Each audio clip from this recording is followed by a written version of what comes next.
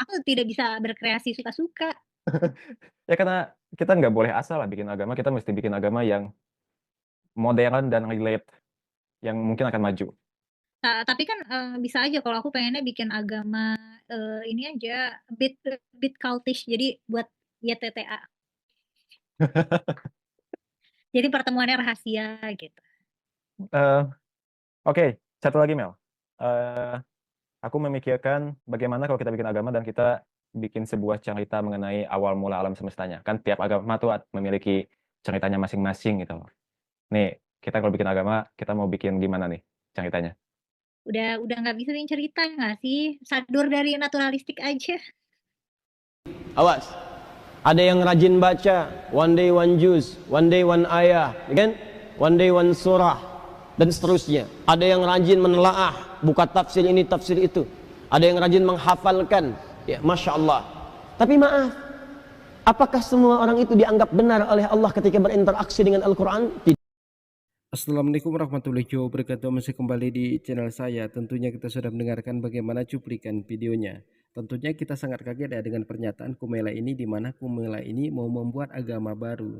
Dan seperti yang kita ketahui, pengakuan dari Kumela ini, di mana Kumela ini mengakunya pernah mondok, hafal Al-Quran 30 juz, dan pernah jadi guru ngaji juga, dan ahli tafsir juga, tapi tidak percaya dengan Al-Quran. Jadi Ustadz Hadi Dayat itu menyampaikan ada 3 golongan penghafal Al-Quran yang tidak diridhoi Allah Subhanahu wa Ta'ala.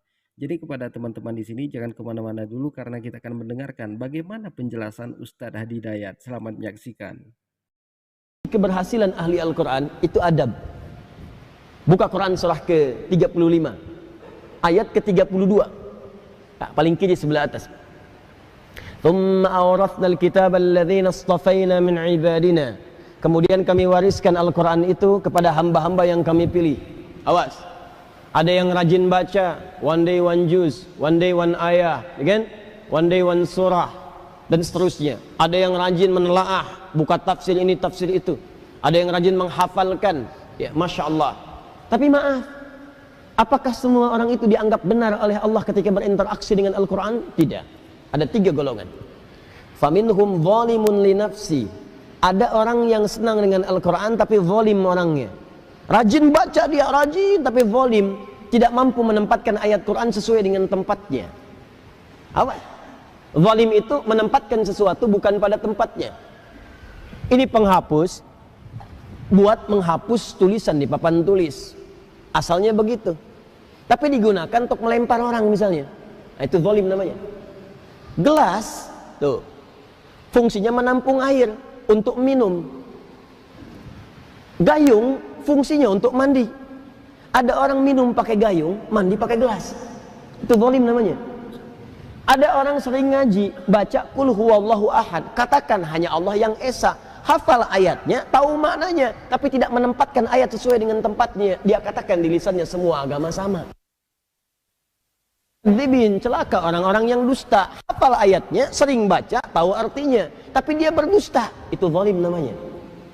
Jadi ayat-ayat itu tidak dipraktikkan dalam perilaku hidup, adab tidak ada.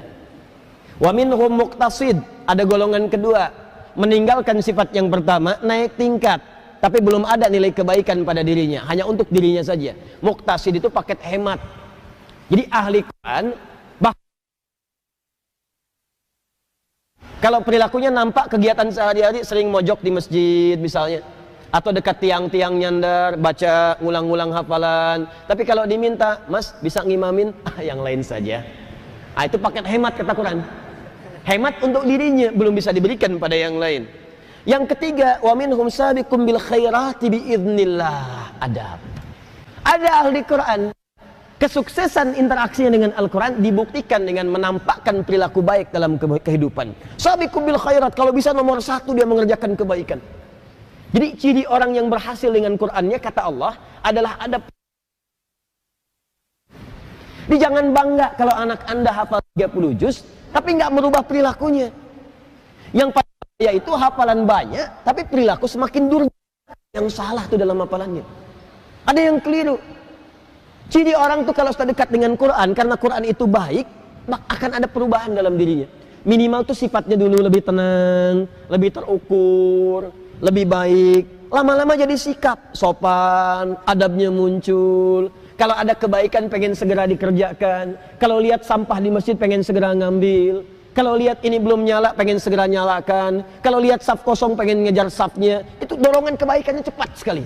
Semakin tinggi kecepatan berbuat baiknya, ini menandakan semakin besar pengakuannya di hadapan Allah Subhanahu wa taala dalam perubahan kebaikannya.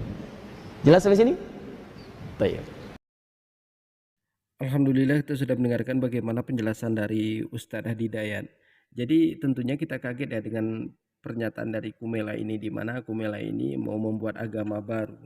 Jadi kita juga sih sebenarnya penasaran ya, seperti apa sih agama Kumela ini? Kita penasaran siapa Tuhannya, siapa malaikatnya, siapa nabinya, siapa rasulnya, dan siapa penulis kitab sucinya, apa nama kitab sucinya.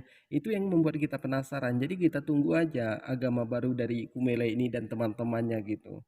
Jadi Al-Quran itu pernah menantang loh. Kalau kamu memang ragu terhadap Al-Quran ini yang kami turunkan kepada Nabi Muhammad, buatlah semacam Al-Quran ini. Kalau kamu tidak mampu, ajak temanmu. Kalau temanmu juga tidak mampu, ajak Tuhanmu. Itu memang ada tantangan Al-Quran untuk orang-orang yang tidak percaya dengan Al-Quran, untuk orang-orang ragu dengan Al-Quran. Tapi dari 1400 tahun yang lalu sampai sekarang ini belum ada satupun yang bisa membuat seperti Al-Quran. Mungkin tidak ada orang mencobanya. Ribuan orang sudah mencobanya, tapi tidak ada satupun yang mampu membuat seperti Al-Quran. Nah, jadi kepada teman-teman di sini kita tunggu aja ya, agama baru dari Kumela ini seperti apa sih agama. Jadi kepada teman-teman di sini terima kasih sudah menonton. Assalamualaikum warahmatullahi wabarakatuh.